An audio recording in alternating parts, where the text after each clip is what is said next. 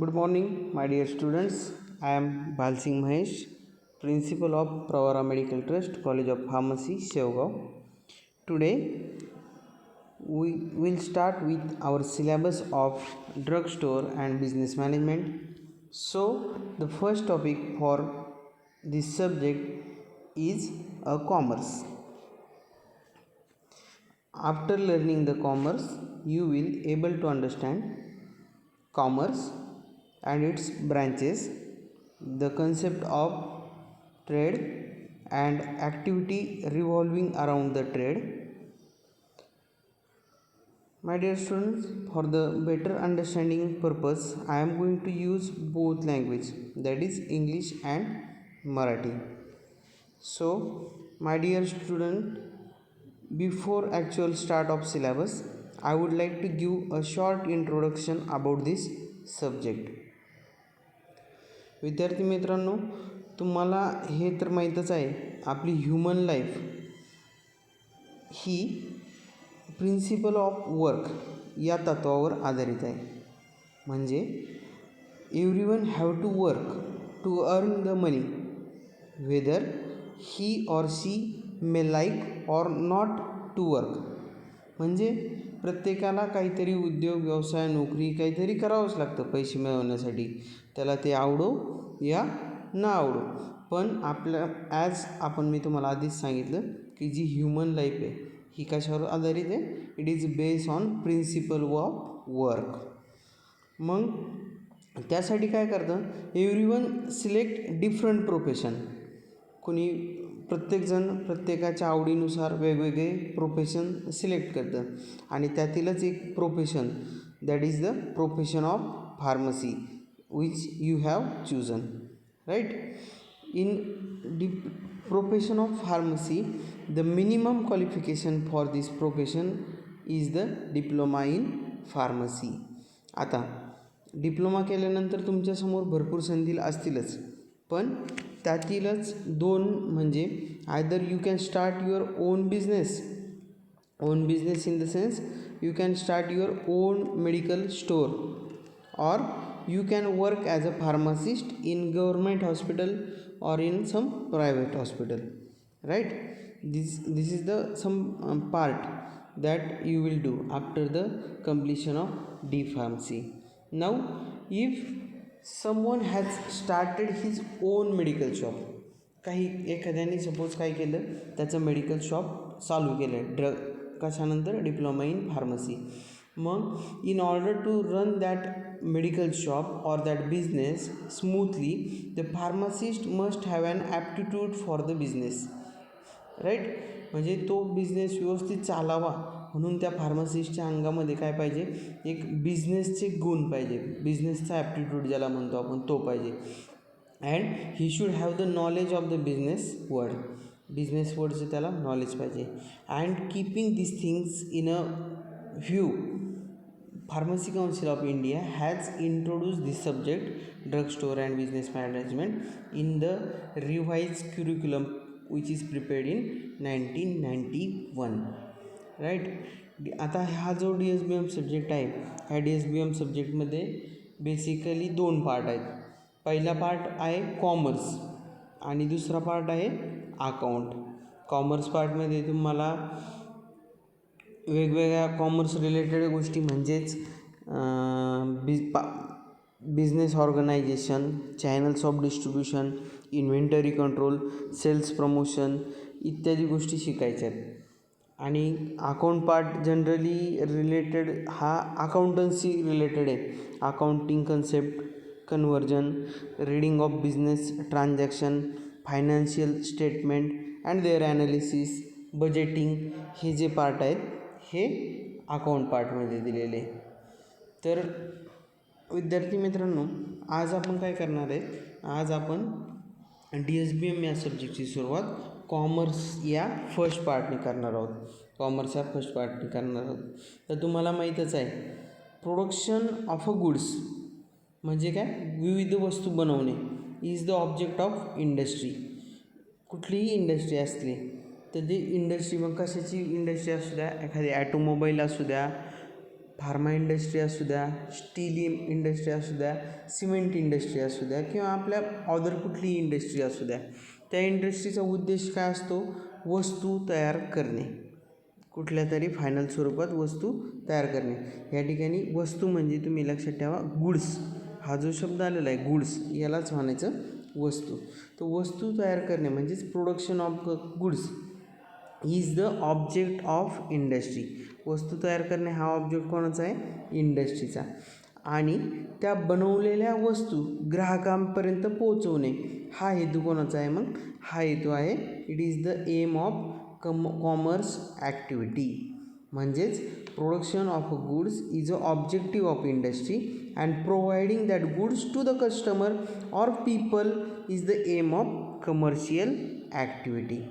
विद्यार्थी मित्रांनो, या ठिकाणी तुम्हाला आत्ताच मी सांगितलं गुड्स म्हणजे काय लक्षात ठेवायचं. गुड्स म्हणजे वस्तू, फायनल तयार झालेल्या वस्तू.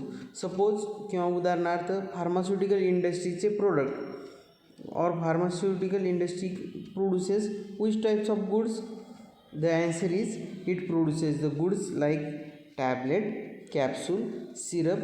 These are the goods produced by the pharmaceutical industry. Means pharmaceutical industry produces tablet, capsule, syrup, injection, balm, right? It is the aim of that pharmaceutical industry. And then what is the aim of commerce activity? Providing that goods, providing that tablet, providing that syrups to the patient or to the consumer is the part of commercial activity.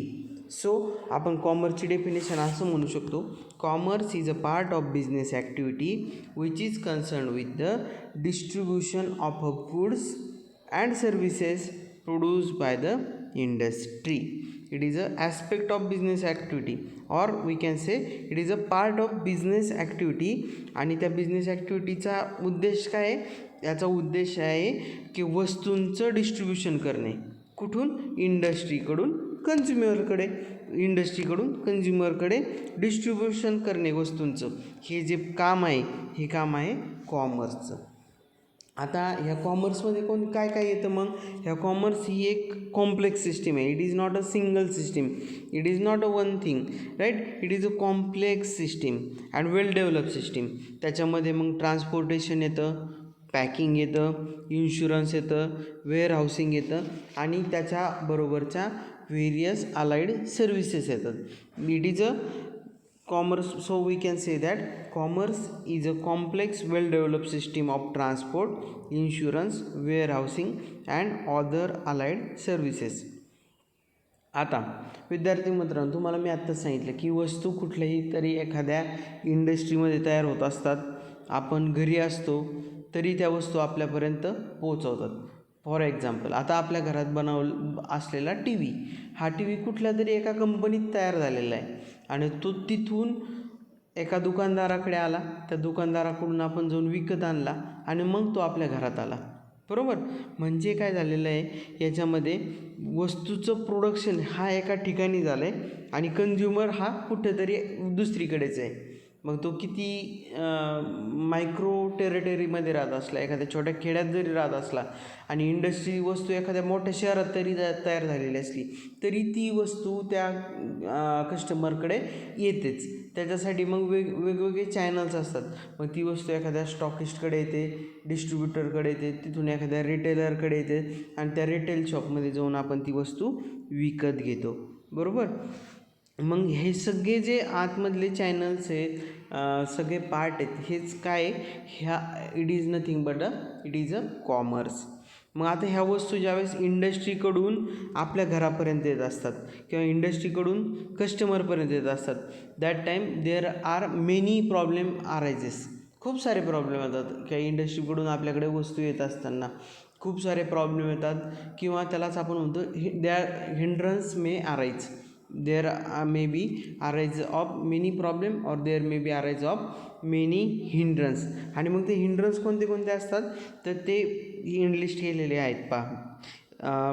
Hindrance of person, hindrance of exchange, hindrance of place, hindrance of time, hindrance of knowledge, hindrance of risk of damage, hindrance of risk of loss.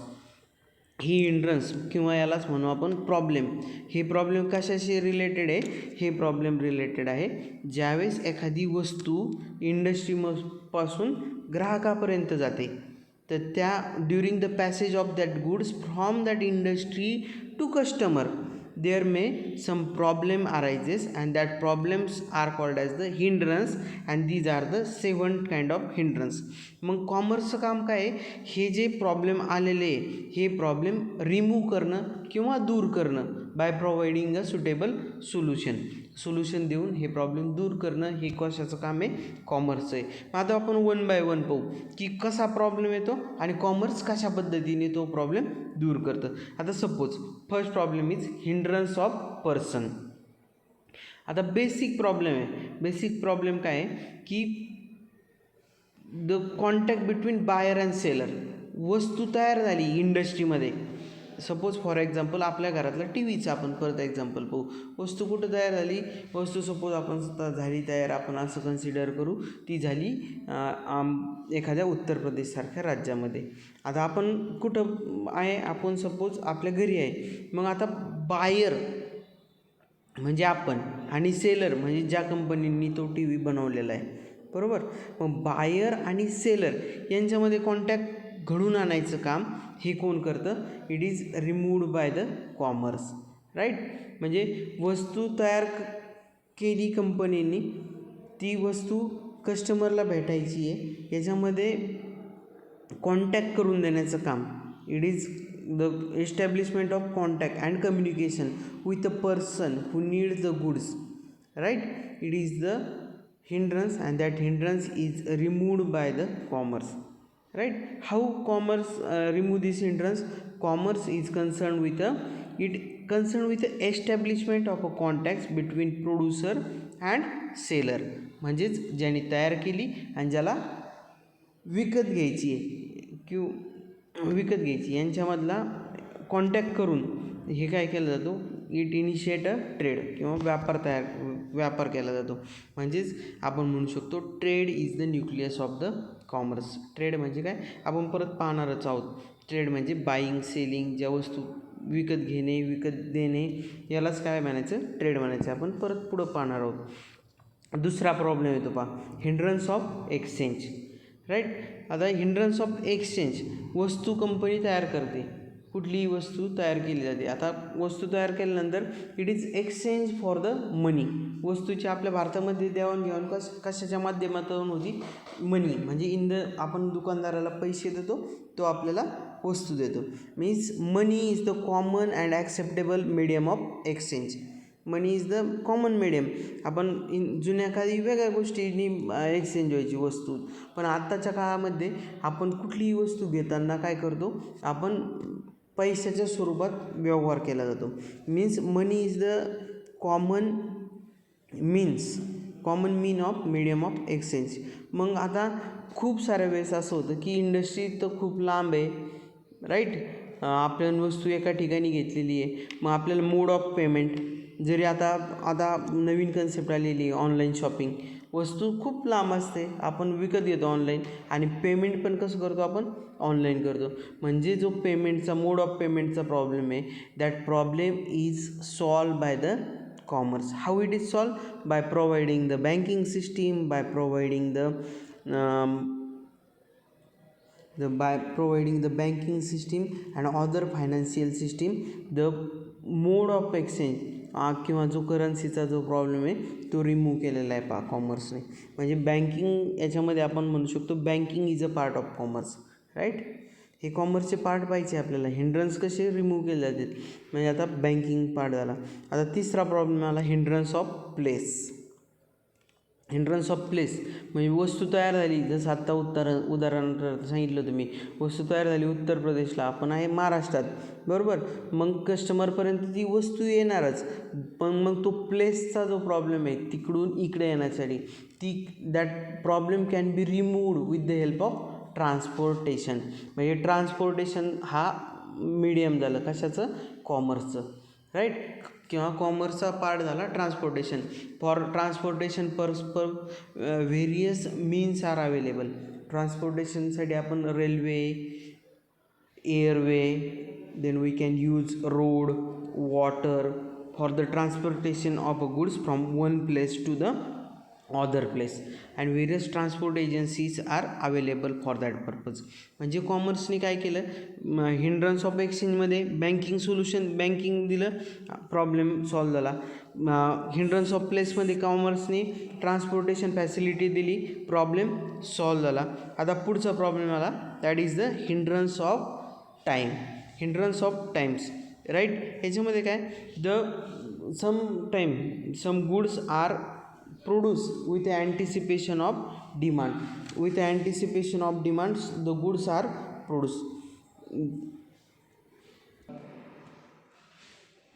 Now, next hindrance is hindrance of time. Hindrance of time. Here, some goods, काही वस्तू, they are prepared in anticipation of demand. Right? For example, आता उन्हाळ्यामध्ये काय होतं, कोल्ड्रिंक्सला मागणी असते. मग कोल्ड्रिंक्सला मागणी असते म्हणून त्या कोल्ड्रिंकचं प्रोडक्शन उन्हाळ्यात होतं का, नाही, त्याच्या अगोदरच त्याचं प्रोडक्शन झालेलं असतं. मग त्या वस्तू, some things or some goods are produce with anticipation of demand. छत्रीची गरज कधी आहे, पावसाळ्यात. मग छत्रीचं प्रोडक्शन पावसाळ्यात होणार का, नाही, त्या अगोदरच, त्याच्या अगोदरच होणार. आणि त्या वस्तू कुठेतरी त्या स्टोअर केल्या जाणार. मग कॉमर्स काय करतं, commerce help to remove this hindrance of time. त्या वस्तू त्या आपल्याला वेळेवर भेटवण्यासाठी it produce the facility of warehousing. वेअरहाऊसिंगची फॅसिलिटी प्रोव्हाइड करतं. वेअरहाऊसिंग किंवा गोडाऊन, जिथं त्या वस्तू आपण अगोदरच तयार करून ठेवणार. फॉर एक्झाम्पल, आता in pharmaceutical preparation we can say in rainy season we require more anti-cold drugs, right. anti-cold drug, anti-cough drugs. They are not prepared in that particular season. They are prepared before that season, and they are stored in a particular place, in particular warehouse, from where we can access these goods as per our need. So the hindrance of time removed by the commerce by providing the suitable warehouse. The next hindrance is hindrance of knowledge. What happen, company वस्तू तयार करते, खूप छान वस्तू तयार करते, चांगल्या वस्तू तयार करते at a reasonable price, but that thing, त्या वस्तूचं नॉलेज कस्टमरपर्यंत जातच नाही का, कारण इंडस्ट्रीने वस्तू तयार केली, and if they are not busy in, if they are only busy in production of good quality of goods, चांगल्या प्रकारची वस्तू ॲट अ रिजनेबल प्राईस त्यांनी वस्तू बनवत गेले आणि लोकांपर्यंत त्याचं नॉलेजच गेलं नाही, तर लोक घेतील का वस्तू, नाही घेणार. मग त्यासाठी काय करावं लागेल, कंपनीला चांगली वस्तू बनवण्याबरोबर त्याची पब्लिसिटी किंवा ॲडव्हर्टाइजमेंट करावं लागेल, राईट. एखाद्या वस्तू, कंपनीने खूप छान वस्तू बनवली पण लोकांना त्याचं नॉलेजच नसलं, लोकांना ती वस्तूचं माहितीच नाही झाली, बाजारात अशी अशी वस्तू आलेली, राईट. बाजारात मग त्या वस्तूला मागणी वाढेल का, नाही. मागणी केव्हा वाढेल, ज्यावेळेस त्या वस्तूची एखादी जाहिरात टी व्हीवर येईल, एखाद्या पेपरमध्ये जाहिरात येईल, त्याला एखादा ब्रँड ॲम्बेसेडर, एखादा खेळाडू, एखादी सिनेतारका, सिने अभिनय करणारा क्षेत्रातील एखादी नामांकित व्यक्ती त्या ब्रँडची जाहिरात करेल, त्यावेळेस आपण त्या वस्तूला मागणी करू. म्हणजे द हिंड्रन्स ऑफ नॉलेज, आपल्याला वस्तूचं नॉलेज, वस्तूबद्दलची माहिती, that hindrance of knowledge can be removed by the advertising and publicity. That hindrance of knowledge is removed bye, it is removed by the publicity and advertising. That hindrance is removed. The next hindrance is hindrance of risk of damage or spoilage. What happens after the production of goods, that goods are transported from one place to other place. त्या वस्तू एका जागेवरून दुसऱ्या जागेवर आपण काय करतो, transport करतो. जसं आपण पहिल्या एक्झाम्पलकडे जाऊ का, टी व्ही तयार झाला एका उत्तर प्रदेशसारख्या राज्यात, तो आपल्याकडे येणार आहे, तर तिथून इकडे येत असताना it is transport with some transportation system. It may be transported with the help of railway, it may be transported with the help of road, or it may be transported with the help of airways, right? And during this transportation, the spoilage or damage to that goods occur due to the mishandling. वस्तू व्यवस्थित हाताळली नाही तर त्या वस्तूला काय होऊ शकतो, डॅमेज होऊ शकतो. आणि मग हा डॅमेज कॉमर्स कसं रिमूव्ह करतं, the hindrance of damage overcome by the commerce by providing the useful service called proper and safe packaging of goods. वस्तू व्यवस्थित आणि सेफ प्रकारे पॅकेज करून त्या वस्तूचं आपण डॅमेज काय करू शकतो, प्रिव्हेंट करू शकतो. The damage during the mishandling during the transportation. Then hindrance of risk of loss. आता वस्तू तयार झाल्या, ट्रान्सपोर्टेशन पण चांगलं आहे, चांगलं पॅकिंग पण केलं आहे, but there may be some losses that cannot be rule out. For example losses due to fire, losses due to the accident, losses due to the any reason, right, that cannot be rule out. आपण म्हणूच शकत नाही की वस्तू आपण व्यवस्थित pack केली, व्यवस्थित ट्रान्सपोर्ट केली, आता ती एकदम सेफ कस्टमरपर्यंत जाईल, नाही होऊ शकत. कधी कधी तुम्ही ज्या वेअरहाऊसला ठेवताल त्या वेअरहाऊसला आग लागू शकते, कधी कधी त्या वेअरहाऊसच्या आजूबाजूला भूकंप येऊ शकतो, त्या वस्तूचं नुकसान होऊ शकतं.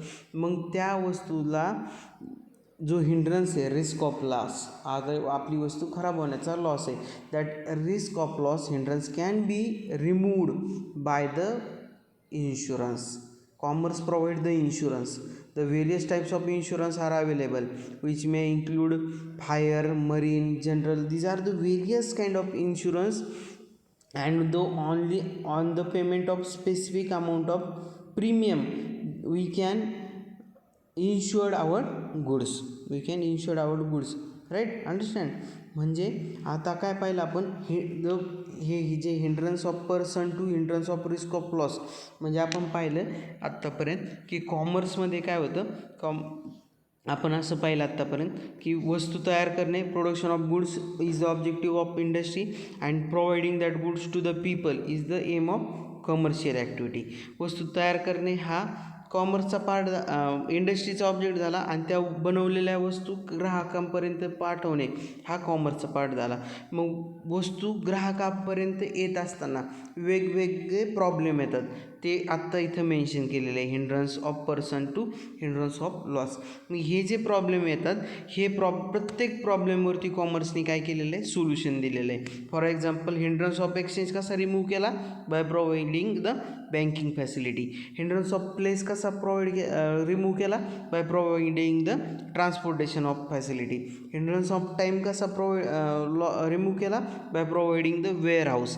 Hindrance of knowledge is removed by providing the advertising and publicity. Hindrance of risk of damage हा कसा रिमूव्ह केला, it can be removed with a good packaging. and hindrance of risk of loss कसा remove केला, by providing the insurance. म्हणजे insurance, packaging, advertising, transportation, वेअरहाऊसिंग, banking, these are the all parts of commerce. म्हणून इथं म्हणलेलं आहे विद्यार्थी मित्रांनो, it is consist of complex well developed system of transport, insurance, वेअरहाऊसिंग and other allied services. कॉमर्समध्ये हे सगळ्या गोष्टी येतात. मग आता आपण पाहू branches of commerce. Mainly commerce is divided into two branches. First one is the trade, which is the major part, and second one is the activities revolving around the trade. कॉमर्सच्या दोन ब्रँच, पहिली कोणती, trade, आणि दुसरी कोणती, activities revolving around the trade. आत्ता पाहिलं आपण की कॉमर्समध्ये बँकिंग असतं, ट्रान्सपोर्टेशन असतं, insurance, warehousing, packaging, advertising and publicity. ह्या सगळ्या गोष्टी कशामध्ये येतात, कॉमर्समध्ये येतं. लक्षात, commerce consist of mainly two parts. One is the trade and second one is the activity around the trade. आता one by one we can see. The first one is the trade. Trade कशाला म्हणायचं पहा. Trade आपण बऱ्याचदा ऐकतो, trade deal between America and China. बऱ्याचदा बातम्या असतात का ट्रेड डील झाली, किंवा ट्रेड म्हणजे काय. आता ट्रेड कशाला म्हणायचं पहा. ट्रेड म्हणजे buying, selling and exchange of goods. Trade is defined as the buying, selling and exchange of goods is called as the trade. वस्तू विकत घेणे, विकणे किंवा वस्तूंची देवाणघेवाण करणे ह्याला काय म्हणायचं? It is called as the trade. Trade is the nucleus of all commercial activity. Various commercial activity or commercial activities are there, and the trade is the nucleus of that activity. Trade generally classified into two types.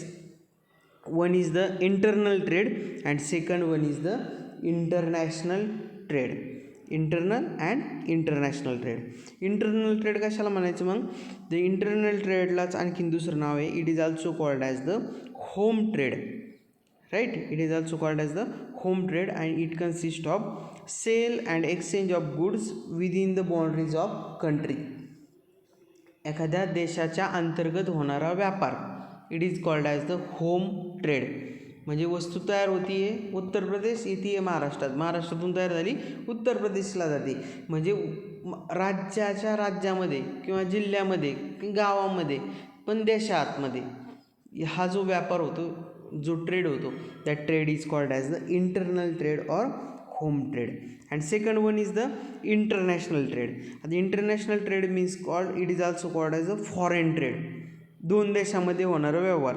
It consist of sale and exchange of goods between two different countries.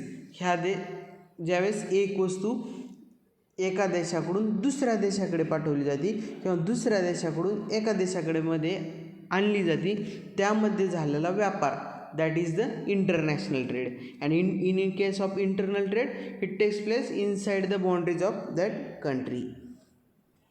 मग आता आपण पाहू पहिला internal trade. Internal trade म्हणजेच देशांतर्गत व्यापार. आता internal ट्रेडमध्ये काय आहे? Internal trade it consist of goods, त्याच्यामध्ये परत पार्ट आहेत. Local trade, state trade. Right, local trade म्हणजे काय? Goods are purchased and sold at a particular place. एका ठिकाणी वस्तूची खरेदी विक्री. Right, it is called as the local trade, एकाच ठिकाणी त्या पर्टिक्युलर प्लेसमध्ये. आता स्ट्रेट ट्रेड म्हणजे जसं आपलं पहिलं example, goods are traded in particular state. Right, म्हणजे स्टेटच्या आतमधला ट्रेड. सॉरी, पहिलं एक्झाम्पल नाही ते येणार, पुढच्या वेळेस येईल ते इंटरस्टेट ट्रेडला. पण स्ट्रेट ट्रेड म्हणजे काय की त्या राज्याच्या आतमधला जो व्यापार आहे that is the state trade. Third one is the interstate trade, means goods are brought and sold from one state to other state. एका राज्यातून दुसऱ्या राज्यात खरेदी विक्री. मग आता हे जे इंटरनल ट्रेड आहे, ह्या इंटरनल ट्रेड सगळे पूर्ण त्या देशाच्या आतमध्ये, त्या पर्टिक्युलर कंट्रीच्या आतमध्ये लागू आहे. मग या the currency which is use in the internal trade, that currency or business transaction takes place in that particular country's currency. त्या देशाचं जे चलन आहे त्याच्यामध्ये व्यवहार होणार. फॉर एक्झाम्पल, भारतामध्ये भारताअंतर्गत जर व्यवहार झाला तर त्याचं जे करन्सी राहील it is in terms of rupees. Right, अमेरिकेमध्ये ट्रेड झाला अमेरिकेमध्ये तर त्यांची जे ट्रान्झॅक्शनची जी करन्सी असेल it may be a dollar, ते डॉलरमध्ये व्यवहार करतील. आता आपण भारतामध्ये व्यवहार करतो, आपण डॉलरमध्ये करू का? नाही, कारण आपलं काय राहणार, आपलं ॲक्सेप्टेबल मीडियम ऑफ करन्सी काय आहे? It is the Indian national rupees. आपण पैशामध्ये व्यवहार होणार. त्याच्यानंतर the movement of goods takes place through the internal transportation system. आपल्या वस्तूची transportation from the place of production to the customer ही कशाने होणार? It is takes place with the help of internal transportation system. Internal transportation system of that particular country. भारतामध्ये व्यापार आहे, त्यावेळेस काय होणार? भारताच्याच अंतर्गत रोड्स असतील, रेल्वे असतील, एअरवेज असतील, याचा यूज करून आपण ट्रान्सपोर्टेशन सिस्टीम यूज करणार. त्याच्यानंतर next one is the internal trade. आता हा इंटरनल ट्रेड पण दोन प्रकारात होतो. One is the wholesale trade and second one is the retail trade. येते लक्षात? आता इंटरनल होलसेल ट्रेड पाहू. होलसेल ट्रेडमध्ये काय? When it involves the sale of goods in large quantity, sale of goods in large quantity to those trader who are in contact with the consumer, that is the retailer. म्हणजे wholesale ट्रेडमध्ये काय होतं, wholesaler जो असतो तो wholesaler काय करतो, ज्यांनी वस्तू बनवली म्हणजेच मॅन्युफॅक्चरर किंवा त्याला आपण प्रोड्युसर म्हणू, it purchases the goods from producer in large quantity, खूप मोठ्या क्वांटिटीमध्ये घेतो आणि त्या वस्तू कोणाला विकतो, it sell their goods to the retailer, किंवा अशा लोकांना विकतो जो डायरेक्ट कॉन्टॅक्टमध्ये आहे कन्झ्युमरच्या, राईट. म्हणजेच आपण काय म्हणू शकतो, होलसेलर सर्व as a link between producer and a retail trader. जो होलसेलर आहे, होलसेलर कोणाच्या मधला दुवा झाला, मग wholesaler is the link between the manufacturer and retailer. Retailer म्हणजे किरकोळ विक्रीवाला आणि ज्याने मॅन्युफॅक्चरिंग केलं यांच्यामधला जो दुवा आहे तो दुवा म्हणजे कोण आहे, that link is the nothing but the wholesaler. होलसेलरमध्ये काय होत असतं, जी डील होती that deal takes place in a large quantity. आता फार्मास्युटिकल ट्रेडमध्ये जो होलसेलर आहे that wholesalers are classified into 4 categories. First one is the super distributor or super stockist. Second one is the stockist. Third one is the wholesale dealer or sub-stockist. And fourth one is the clearing and forwarding agent. हे झालं पहा विद्यार्थी मित्रांनो wholesale trade. आता retail trade कशामध्ये म्हणायचं, आता retail trade म्हणजे here the retailer supplies goods in a small quantity to the consumer, right. जसा होलसेलर हा कोणाच्यामधली लिंक होती, it is a link between the manufacturer and retailer. In same manner retailer is the link between the wholesaler and consumer आणि होलसेलरमधली link और दुवा ज्याला म्हणू आपण, that is the retailer. In pharmaceutical trade ज्याच्याकडे आपण कायम मेडिसिन आणायला जातो, that is the chemist and druggist play as a role of retailer म्हणून तो काम करत असतो. It is a link between the wholesaler and the customer, right. Now हे सगळं झालं आपलं इंटरनल ट्रेड म्हणजे त्या राज्याच्या आतमध्ये झालेला trade, that is the internal trade. आता राहिला next part is the international trade किंवा फॉरेन ट्रेड. आता मित्रांनो हे आपण नेक्स्ट लेक्चरला पाहणार आहे, internal trade and international trade. आत्तापर्यंत आपण काय काय पाहिलं या कॉमर्समध्ये आपण पाहिलं सगळ्यात सुरुवातीला की इंट्रोडक्शन, की ह्युमन लाईफचं प्रिन्सिपल काय आहे, कशासाठी आपण पैसे कमवतो, त्यातलाच एक प्रोफेशन म्हणजे फार्मसी झाल्यावर आपण फार्म झाल्यानंतर आपल्या पुढचे ऑप्शन आणि त्याच्यासाठी आलेला हा सब्जेक्ट. त्याच्यानंतर आपण कॉमर्सनंतर आपण पाहिलं की during the passage of goods from industry to consumer various problem arises and that problem can be solve by the commerce. त्याच्यानंतर पाहिलं आपण ब्रँचेस ऑफ कॉमर्स, दोन मेन ब्रँच आहे. First one is the trade and second one is the activities revolving around the trade. ट्रेडची definition पाहिली, ट्रेडमधल्या trade कशाला म्हणायचं, पण ट्रेडचे दोन type, internal trade and international trade. मग आपण इंटरनल ट्रेड पाहिला की देशांतर्गत होणारा जो व्यापार आहे that is the internal trade. मग इंटरनल ट्रेड पाहिल्यानंतर आपण त्याचे दोन टाईप पाहिले, first one is the wholesale trade and second one is the retail trade. In next lecture we will see the international trade, its advantages, disadvantages. Then next point which to be discussed, that is the activities revolving around the trade. Okay, so in next lecture we will see that topic. Thank you.